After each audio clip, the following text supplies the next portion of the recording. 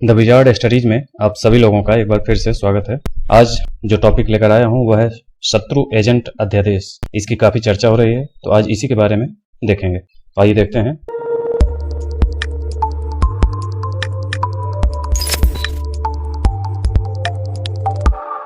जम्मू कश्मीर के DGP are swan ने रविवार को कहा कि जम्मू कश्मीर में आतंकवादियों की सहायता करने वालों पर जांच एजेंसियों द्वारा शत्रु एजेंट अध्यादेश 2005, ये कानून का नाम है, ये काफी पुराना कानून है, इसके तहत मुकदमा चलाया जाना चाहिए। यह गैर कानूनी गतिविधियां रोकथाम अधिनियम यूएपीए से अधिक कठोर है। इसमें आजीवन कारावास और मृत्यु दंड की भी सजा का प्रावधान है। इसमें आज हम दोनों में डिफरेंस देखेंगे कि यूएपीए से ज्यादा कठोर कानून क्यों कहा जा रहा है शत्रु एजेंट अध्यादेश को। तो पहले शत्रु एजेंट अध्यादेश के बारे में जानें कि यह पहली बार 1917 में जम्मू कश्मीर के तत्कालीन डोगरा महाराजा द्वारा जारी किया गया था। इसे अध्यादेश इसलिए कहा जाता है क्योंकि डोगरा शासन के दौरान कानून को अध्यादेश कहा जाता था, इसलिए ये शत्रु एजेंट अध्यादेश नाम पड़ गया है। इस अध्यादेश के अनुसार जो कोई भी दुश्मन का एजेंट है या दुश्मन की सहायता करने के इरादे से किसी अन्य व्यक्ति के साथ मिलकर किसी ऐसे कार्य की साजिश रचता है जिसका उद्देश्य दुश्मन को सहायता देना या भारतीय सेना के सैन्य या हवाई अभियानों में बाधा डालना या जीवन को खतरे में डालना या आगजनी का दोषी होना है, तो उसे मृत्युदंड या आजीवन कारावास या 10 वर्ष की अवधि का कठोर कारावास से दंडित किया जाएगा और जुर्माना भी देना होगा। तो ये काफी कठोर कानून था क्योंकि उस समय क्या लगभग सभी दौरों में, जब से आजादी मिली है उसके बाद से तो और ज्यादा बढ़ गया। तो 1917 में भी ये समस्या रही थी कि पड़ोसी राष्ट्र जो भी होते हैं किसी भी देश में, वो कुछ न कुछ हरकतें करते रहते हैं। तो भारत की समस्या तो बहुत ज्यादा बिगड़ी हुई है। कश्मीर की समस्या पाकिस्तान की वजह से कभी सुलझी नहीं। पाकिस्तान और चीन दोनों तरफ से ये समस्या बनी हुई है, इसलिए शत्रु एजेंट अध्यादेश 2005 को लेकर के ये बात उठ रही है। 1947 में विभाजन के बाद इस अध्यादेश को तत्कालीन राज्य में कानून के रूप में शामिल किया गया तथा इसमें संशोधन भी किया गया। 2019 में जब संविधान का अनुच्छेद 370 निरस्त किया गया तो जम्मू कश्मीर के कुछ कानूनी ढांचे में भी कई बदलाव हुए। जम्मू और कश्मीर पुनर्गठन अधिनियम पारित किया गया जिसमें राज्य के उन कानूनों को सूचीबद्ध किया गया जिन्हें जारी रखा जाना था, जबकि कई अन्य को निरस्त कर दिया गया। उनकी जगह भारतीय कानून लागू किए गए, जबकि शत्रु एजेंट अध्यादेश और सार्वजनिक सुरक्षा अधिनियम जैसे सुरक्षा कानून बने रहे। रणवीर दंड संहिता को भारतीय दंड संहिता में बदल दिया गया, यानी कि इसको रणवीर दंड संहिता पहले लागू था, इसको समाप्त करके आईपीसी वहां लागू किया गया। अनुसूचित जनजाति और अन्य पारंपरिक वनवासी वन अधिकारों की मान्यता अधिनियम 2006 या वन अधिनियम और अनुसूचित जाति और अनुसूचित जनजाति अत्याचार निवारण अधिनियम 1989 सहित अन्य कानून को जम्मू कश्मीर में भी लागू कर दिया गया।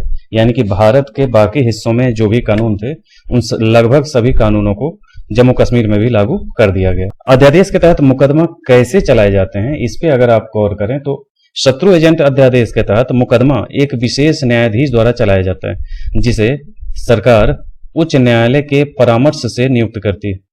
अध्यादेश के तहत अभियुक्त अदालत की अनुमति के बिना अपने बचाव के लिए वकील नहीं रख सकता, यानी कि ये अपने आप में जो अफस्पा है उसके आसपास ये पहुंच जाता है, उससे थोड़ा ही कम है।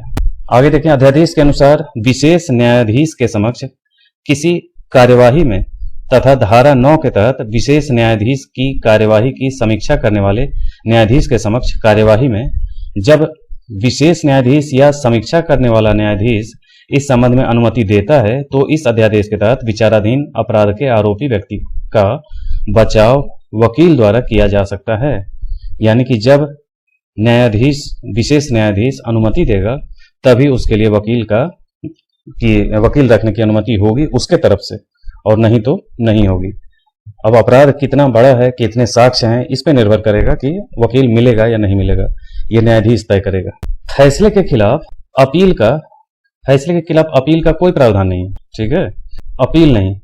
और विशेष न्यायाधीश के फैसले की समीक्षा केवल सरकार द्वारा उच्च न्यायालय के न्यायाधीशों में से चुने गए व्यक्ति द्वारा की जा सकती है और उस व्यक्ति का निर्णय अंतिम होगा। यानी सरकार के द्वारा उच्च न्यायालय के न्यायाधीश में से चुने गए व्यक्ति द्वारा इसकी समीक्षा की जा सकती है, लेकिन उसका निर्णय अंतिम होगा, यानी कि उच्च न्यायालय से ऊपर जाने की जरूरत नहीं पड़ेगी। अध्यादेश में इसके तहत चल रहे किसी भी मामले के खुलासे या प्रकाशन पर भी रोक लगाई गई है। अध्यादेश के अनुसार कोई भी व्यक्ति जो सरकार की पूर्व अनुमति के बिना किसी कार्यवाही के संबंध में या इस अध्यादेश के तहत कार्यवाही किए गए किसी भी व्यक्ति के संबंध में कोई जानकारी प्रकट या प्रकाशित करता है तो 2 साल तक की कैद या जुर्माना या दोनों दंड दिया जा सकता है। तो ये जो उस मामले को प्रकाशित करेगा उसके लिए यह दंड है।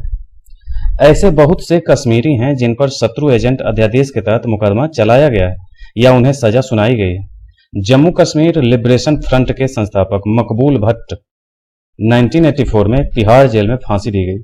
इन पर भी इसी अध्यादेश के तहत आरोप लगाए गए थे, यानी कि पहले रहा है 370 हटने के बाद अभी उस पर फैसला फाइनल नहीं हुआ है।